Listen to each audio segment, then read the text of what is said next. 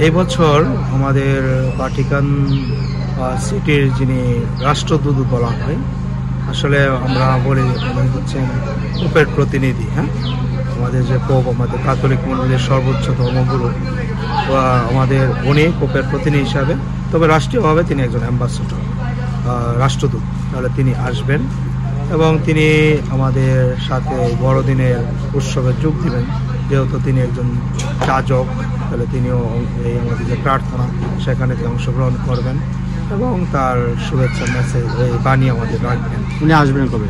উনি আসবেন আজকে বিকালের দিকে আসবে, 4টা-5টার দিকে। আবার আজকে আবার উনি চলে যাবেন, অনুষ্ঠান করে রাতে আবার চলে যাবেন। উনি কেক কাটবে?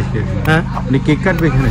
উনি এখানে কেক কাটবেন এবং উনি আমাদের সাথে শুভেচ্ছা বিনিময় করবেন। শুভেচ্ছা বিনিময় করে কেক কাটবেন এবং যারা যারা থাকবেন খ্রিস্টভক্ত বিশ্বাসীদের সাথে শুভেচ্ছা বিনিময় করে তিনি আবার চলে যাবেন।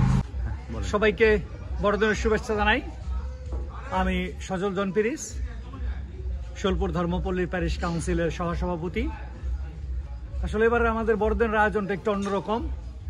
আপনারা দেখতেই পাচ্ছেন সব সাজগোজ একটু ভিন্নতা আসছে।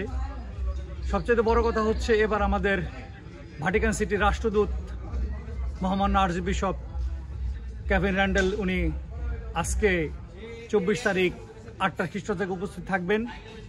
যীশু খ্রিস্টের জন্মদিন উপলক্ষে যে আমরা কেক কাটি, উনি এই কেক কাটা অনুষ্ঠানেও থাকবেন। এটা আসলে এবার আমাদের এই আনন্দের মাত্রাটাকে বাড়িয়ে দিয়েছে। আমাদের সৌভাগ্য যে তার মতো একজন রাষ্ট্রদূত আর্চবিশপকে পাচ্ছে এখানে।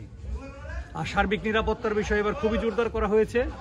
প্রশাসন থেকে ওনারা টাইম টু টাইম আমাদেরকে এসে নজরদারি করছেন যে আমাদের কোনো সমস্যা আছে কিনা, কোনো সাহায্য লাগবে কিনা। Army, RAB, police, NSI, DSB সবাই এখানে আমাদেরকে সহযোগিতা করছেন। যদি তারা বলে যাচ্ছেন আর কি কোনো সমস্যা হলে যেন তাৎক্ষণিক তাদেরকে জানানো হয়, তারা প্রতিকারের ব্যবস্থা নেবেন। এবার আশা করছি সব ধর্মের ভাই বোনদেরকে নিয়ে হিন্দু, মুসলিম, খ্রিস্টান আমরা একসাথে আমাদের এই আনন্দ উৎসব পালন করতে পারবো। তারা আমাদের সহযোগিতা করে যাচ্ছেন আর সহযোগিতা চাচ্ছি। সবাইকে আবারও বড়দিনের শুভেচ্ছা জানাচ্ছি।